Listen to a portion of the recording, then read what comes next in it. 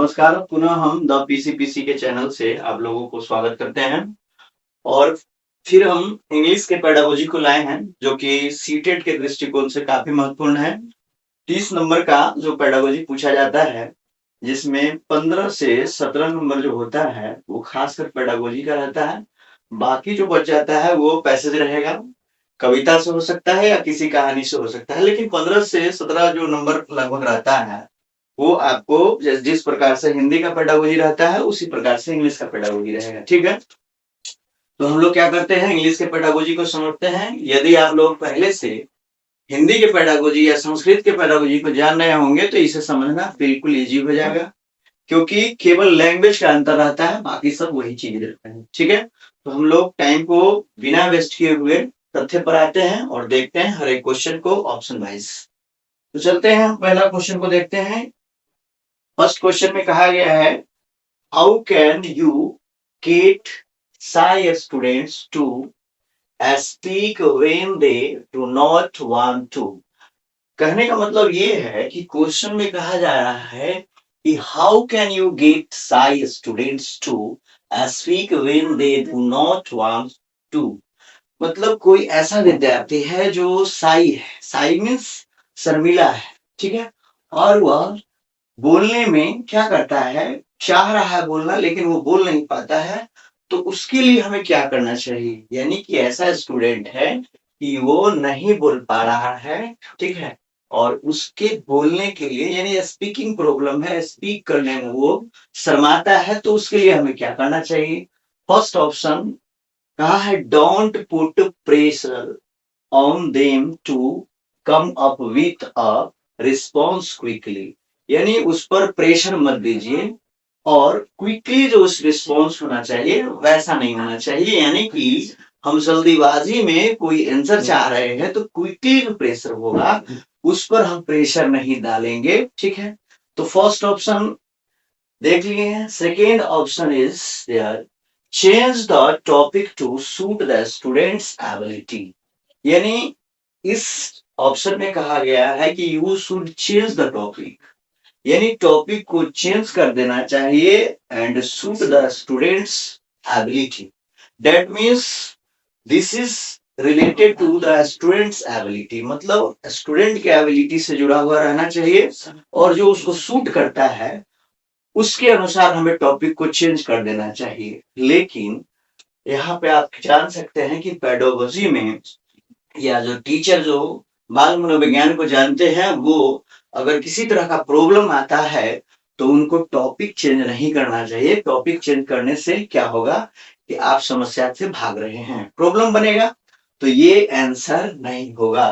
ठीक है, सेकेंड में आते हैं, give a list of words with meanings to learn and use, मतलब कि उसे हम एक लिस्ट देंगे वर्ड मीनिंग का और उसे कहेंगे इसको सीखने के लिए और यूज करने के लिए। ठीक है, तो तीसरा नंबर ऑप्शन कहा है कि एक यानी a teacher should give him a list of words, मतलब उसको लिस्ट देना है वर्ड का और उसे यूज करने के लिए कहा जाएगा। And your fourth option is ignore them and take your class, means teacher को इग्नोर कर देना चाहिए स्टूडेंट को और उनको अपना क्लास लेना चाहिए। तो it is not a good way. तो आप आएंगे ऑप्शन पर तो देखेंगे पहला जो ऑप्शन है यानी फर्स्ट ऑप्शन क्या कह रहा है, डोंट पुट प्रेशर, यानी बच्चों पर प्रेशर नहीं दीजिए, जो शाय स्टूडेंट है उस पर प्रेशर नहीं दीजिए और उसे क्विकली रिस्पॉन्स के लिए भी मत कहिए। तो उसे समझाना पड़ेगा, जानना पड़ेगा, यानी कि first of all you know where is problem, यानी प्रॉब्लम कहाँ है इसको जानना चाहिए। After that you can solve out the problem. तो उसके बाद आप सोल्व आउट करेंगे तो here your first option is answer, यानी आपका पहला ऑप्शन जो है आंसर होगा। ठीक है, तो हम सेकेंड क्वेश्चन पर आते हैं। Second question is here, the purpose of second language acquisition, मतलब जो सेकेंड लैंग्वेज को प्राप्त करने का जो पर्पस होना चाहिए, उद्देश्य होना चाहिए, is influenced by language that the learner already knows, मतलब जो लर्नर पहले से जान रहा है, ठीक है। The influences is, the influence क्या है उसका, मतलब ये कहा जा रहा है क्वेश्चन में कि अगर आप सेकेंड लैंग्वेज को एक्विजिशन करना चाहते हैं, प्राप्त करना चाहते हैं, जो कि क्या है, लैंग्वेज से प्रभावित है और बच्चा पहले से जान रहा है, तो उस प्रभाव के लिए क्या करना चाहिए, क्या है, ठीक है। तो अगर आप देखेंगे तो जो पहले से लैंग्वेज आप जानना चाह रहे हैं, उस लैंग्वेज में अगर आपको कुछ बताया जाता है तो क्या होगा, तो ऑप्शन पर आते हैं, ठीक है। We should come on the option. First option क्या है, इंटर लैंग्वेज, यानी कि लैंग्वेज इंटर करने के लिए कर रहा है। अब कहता है systematic error, means second option में सिस्टमैटिक ईरर है, ठीक है। सेकेंड, थर्ड में कहा लैंग्वेज ट्रांसफर, और लैंग्वेज ट्रांसफर किया जा रहा है। And last option is none of this, यानी कि यहाँ दिस होना चाहिए, नन ऑफ दिस, यानी कि नन ऑफ दिस होना चाहिए। तो कहा इसमें से कोई नहीं। आप जान रहे हैं कि सेकेंड लैंग्वेज एक्विजिशन करना है और इसका जो प्रभाव है, इन्फ्लुएंस है, वो पहले से है, ठीक है। तो इसमें क्या होगा, बच्चा जो है लैंग्वेज को ट्रांसफर करेगा, मतलब कि एक लैंग्वेज से वो दूसरे लैंग्वेज को सीख सकता है या उसी लैंग्वेज को आसानी से समझ सकता है। तो यहाँ पर देखेंगे कि आपका आंसर जो है, यानी योर आंसर इज ऑप्शन 3, यानी 3 नंबर का जो ऑप्शन है लैंग्वेज ट्रांसफर हो जाएगा इसका, ठीक है। नेक्स्ट क्वेश्चन पर आते हैं। The second language course is organised, मतलब सेकेंड लैंग्वेज का कोर्स जो है वो ऑर्गेनाइज किया गया है on elements of human society, जो मानव का सोसाइटी है उससे जुड़ा हुआ है, एंड द नेचुरल वर्ल्ड, और जो प्राकृतिक वर्ल्ड है उससे भी जुड़ा हुआ है, without relying on printed text, और कोई टेक्स्ट जो प्रिंटेड होता है, दैट मीन्स बुक, नोटबुक्स, ये जो होता है वो नहीं है, ठीक है। यानी नेचुरल वर्ल्ड में बच्चों को, नेचुरल वर्ल्ड में बच्चों को सिखाया जा रहा है, उसके सोसाइटी से कंसर्न है, उसमें बच्चों को सिखाया जा रहा है। तो यहाँ पे क्या सही होना चाहिए, दिस इज कॉल्ड मेथड, इस मेथड को क्या कहा जाना चाहिए, यानी कि ये मेथड क्या, what types of method, situational है, सिचुएशन पर आधारित है, नेचुरल है, ग्रामेटिकल जो ग्रामर ट्रांसलेशन है, और रिलेटेड टू टेक्स्ट बुक। तो आप यहाँ देखेंगे यहाँ कहा गया है विदाउट प्रिंटेड टेक्स्ट, तो विदाउट प्रिंटेड टेक्स्ट इसके अकॉर्डिंग ये ऑप्शन क्या है, नहीं होगा, क्योंकि यहाँ पे रिलेटेड टू टेक्स्ट बुक आ रहा है, तो ऑप्शन कैंसिल होगा। नेक्स्ट में अगर हम देखेंगे, तीसरे ऑप्शन को देखेंगे, तो ग्रामर ट्रांसलेशन है, यानी कि क्वेश्चन में ग्रामर और ट्रांसलेशन का कहीं जिक्र नहीं है। तो और आगे हम अगर आएंगे एक नंबर ऑप्शन पर, तो एक नंबर ऑप्शन पर कहा गया है सिचुएशनल, यानी सिचुएशन के आधार पर है, on the basis of situation, but situation is not mention in the question, यानी क्वेश्चन में सिचुएशन मेंशन नहीं किया गया है। And you can find out natural and natural, so you can say that natural is the best option according to the question, यानी question के according natural जो होगा वो बेस्ट ऑप्शन होगा, क्योंकि नेचर से रिलेटेड है, तो नेचुरल आंसर हो जाएगा, ठीक है। तो आई होप आप लोग समझ रहे होंगे कि क्वेश्चन में अगर मेंशन कर दिया गया है ऑप्शन को, तो वो ज्यादातर आंसर होता है, क्योंकि यहाँ पे आप देख रहे हैं कि नेचुरल वर्ल्ड की बात की जा रही हो और यहाँ पे नेचुरल है, ठीक है। तो आंसर क्या हो जाएगा, natural. Next question is here, a good listener can, मतलब एक जो अच्छा लिसनर होगा वो क्या कर सकता है, what is the ability of a good listener. तो गुड लिसनर का एबिलिटी क्या है, वो क्या कर सकता है, according to the question we should find out the correct answer, correctly respond to every question asked, that means अगर उससे कुछ पूछा जाता है तो उस क्वेश्चन का करेक्टली आंसर देता है और गुड रिस्पॉन्ड के साथ देता है, ठीक है।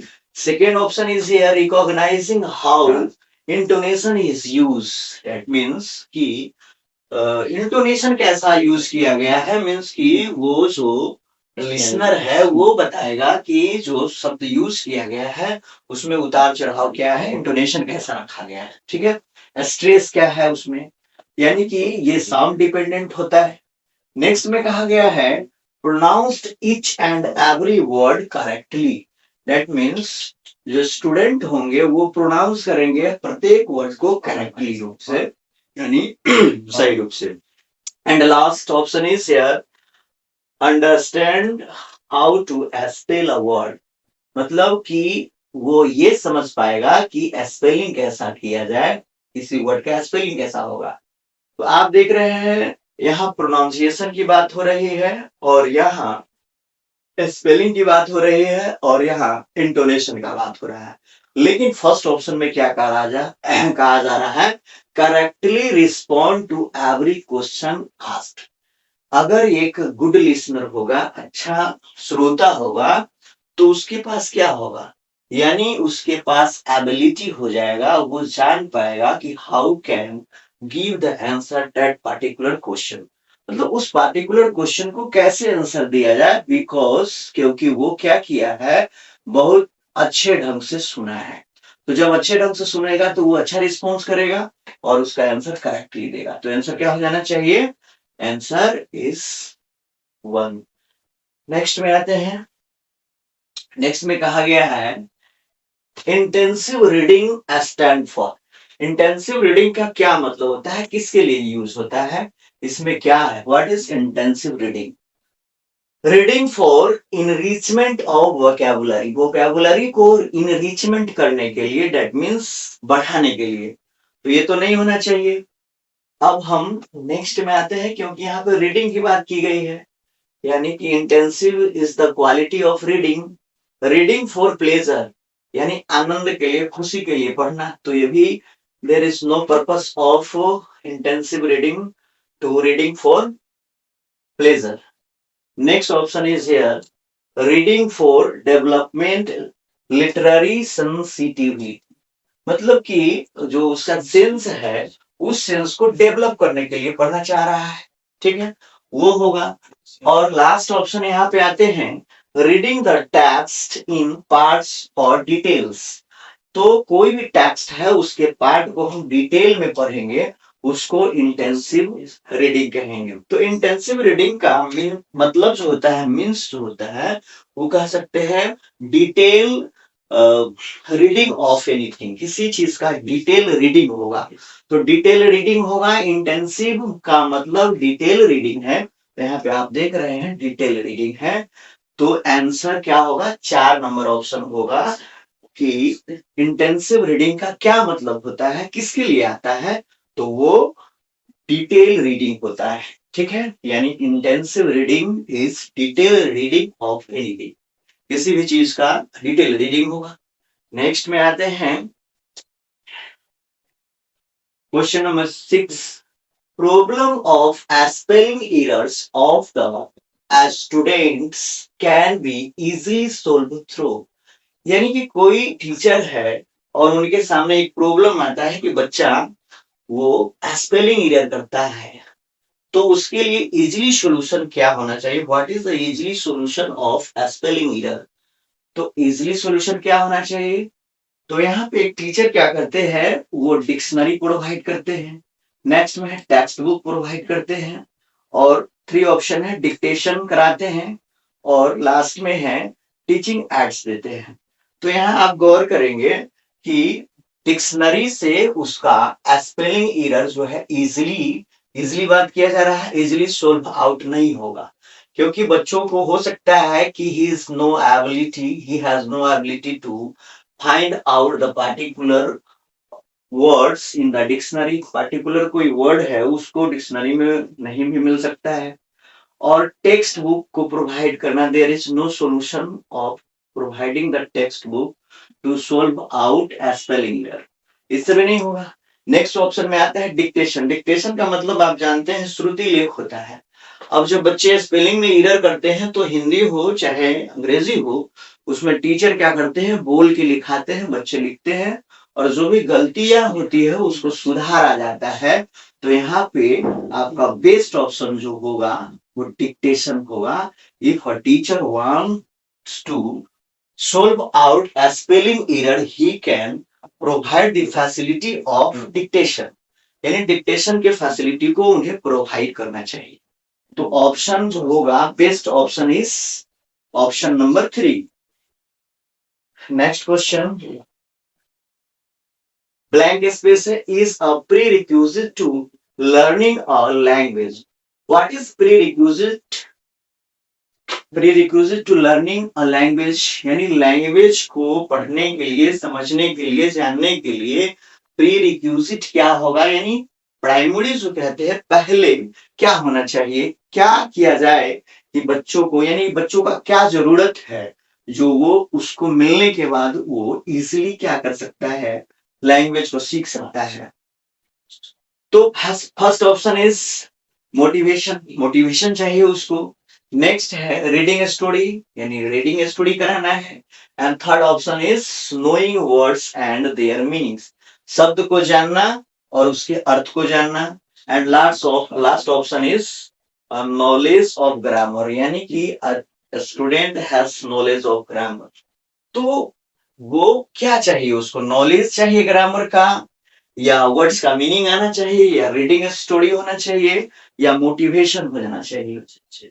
तो आप यहाँ पे चूज कर सकते हैं कि फर्स्ट रिक्विजिट या प्राइमरी या prerequisite option is motivation, because without motivation we can not do anything. तो यहाँ आंसर क्या हो जाना चाहिए, मोटिवेशन होना चाहिए। मोटिवेशन क्या है, प्राइमरी रिक्विजिट है या प्री रिक्विजिट ऑप्शन है किसी भी लैंग्वेज को सीखने के लिए। यानी कि लैंग्वेज को सीखना है तो हमको बच्चों को पहले क्या करना पड़ेगा, मोटिवेट करना पड़ेगा। ठीक है, नेक्स्ट क्वेश्चन पर आते हैं। Which one of the following is not a language component? तो लैंग्वेज का कौन सा पार्ट नहीं है, कौन उससे जुड़ा हुआ नहीं है, उसका कंपोनेंट नहीं है। ठीक है, तो here is 4 options and you should find out the best option according to the question। Structure, तो structure is a part of language, language का part है, because you can write a sentence as subject verb plus object। it is a structure of a sentence, यानी sentence का structure है। and sound is also a part of language, language का part है, without sound we cannot share our ideas। तो sound भी है। And next script, script होता है जो किसी घटना पर कोई कहानी हो या नाटक हो वो लिखा जाता है। ठीक है, तो we should hold this option. And last option is vocabulary, यानी शब्दकोश। तो शब्दकोश जो है also is a part of language, ये भी लैंग्वेज का पार्ट है। तो अगर देखा जाए गौर से तो इसमें जो कमजोर है यानी वीकेस्ट पॉइंट जो है, सबसे जो वीक पॉइंट है उसको अगर हम देखते हैं तो क्या हो जाना चाहिए, स्क्रिप्ट होना चाहिए। स्क्रिप्ट जो होता है वो राइटिंग का पार्ट है और मेनली क्या होता है, किसी घटना परिघटना पर ये स्क्रिप्ट लिखाता है। ठीक है, तो यहाँ पे जो मजबूत पहलू है, स्ट्रॉन्ग ऑप्शन है स्ट्रक्चर, साउंड एंड वोकैबुलरी। तो ऑप्शन आंसर में क्या आएगा, 3 नंबर का ऑप्शन जो होगा आंसर होगा। ठीक है, अब आते हैं नेक्स्ट क्वेश्चन पर। Reading skill can be developed based by, how can we improve the reading skill of a student? What is the best way of reading skill improvement? Reading skill को improvement करने के लिए क्या हमारा best option होना चाहिए, how can we remove out the hesitation related to the reading skill? चलते हैं ऑप्शन पर। First option is writing answer to questions on the test. If you are trying to solve out या improve the skill of a student, तो हमें यहाँ पे क्या करना चाहिए, राइटिंग करा के हम नहीं सुधार सकते हैं, ये ऑप्शन नहीं चलेगा। यानी सेकेंड ऑप्शन को हमें देखना चाहिए। सेकेंड ऑप्शन में कहा है फोकस, यानी focusing on the use of word from context in the text. यानी कि एक टेक्स्ट जो दिया गया है, जो छपा हुआ है, कोई प्रिंटेड चीज है, उसको जब हम पढ़ते हैं उस पर फोकस करेंगे, उसके वर्ड पर फोकस करेंगे और उसे क्या करेंगे, हम यूज भी करेंगे, ठीक है। तो second option, we should hold the second option and come to the third option. और थर्ड ऑप्शन पर आना चाहिए डूइंग वोकेबुलरी एक्सरसाइज। और third option is saying that doing vocabulary exercise, vocabulary पर ज्यादा एक्सरसाइज करना चाहिए। तो वोकेबुलरी पर एक्सरसाइज ज्यादा करके we can not solve out reading problem. तो रीडिंग प्रॉब्लम को हम सोल्व आउट कर सकते हैं।